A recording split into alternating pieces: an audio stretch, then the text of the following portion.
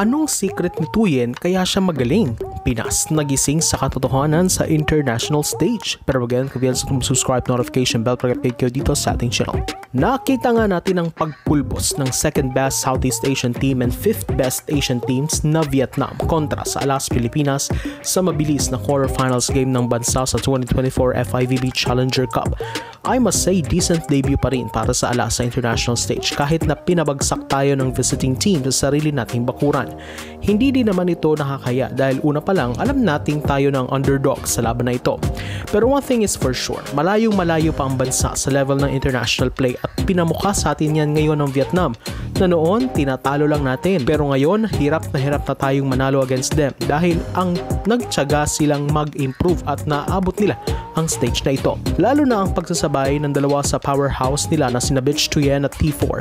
Matagal na nating alam ang galawang T4 sa Vietnam at noong pinasok nga siya, kahit kalaban at threat siya sa bansa, todo hiyawan pa rin ng mga Pinoy fans dahil may tuturing na siyang sensational talent sa Asia. Pero hindi natin mabasa-basa ang dominance ni Bitch Thuyen na umiscore ng 30 huge points kontra sa Alas. At tama nga naman ang ating prediction na wala talagang chance ang Pilipinas sa husay ng dalawang Vietnamese stars na ito, sabayan pa ng very talented crew ng suporta nila sa court.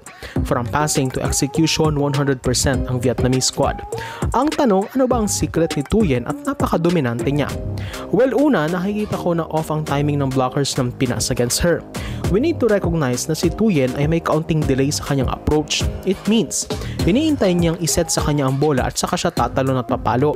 So the blocker should adjust the timing of their block. Kapag naunahan ng blocker si Thuyen bago ito tumalon, nakikita niya na agad sa taas ang seam sa block at dito niya dinadala ang bola. In short, exposed na ang kamay ng mga blockers ng Pinas at nakikita niya na ito. The moment na palusutin niya ito doon, huli na ang lahat para sa defenders dahil napakahirap basahin ang direksyon ng kanyang braso. Impressive ang follow-through clip niya na sa bola at lakas ng kanyang braso, kaya naman baon kung baon ang bola. Yan ay personal na obserbasyon ko lang naman sa player na ito na kung mapag-aralan siya ng ibang mga teams, may chance na ma-stop rin ang kanyang dominance. Unorthodox ang galaw niya, kumbaga. Dito, napukaw ang ating mata na marami ba tayong pagkulang sa ating sistema. Una, sa international play, hirap ang Pinas mag-adjust sa floor defense nito. Makikita na hindi effective sa ibang pagkakataon ng triangle defense sa likod, lalo na kung hindi gaano kasolid ang blocking ng team.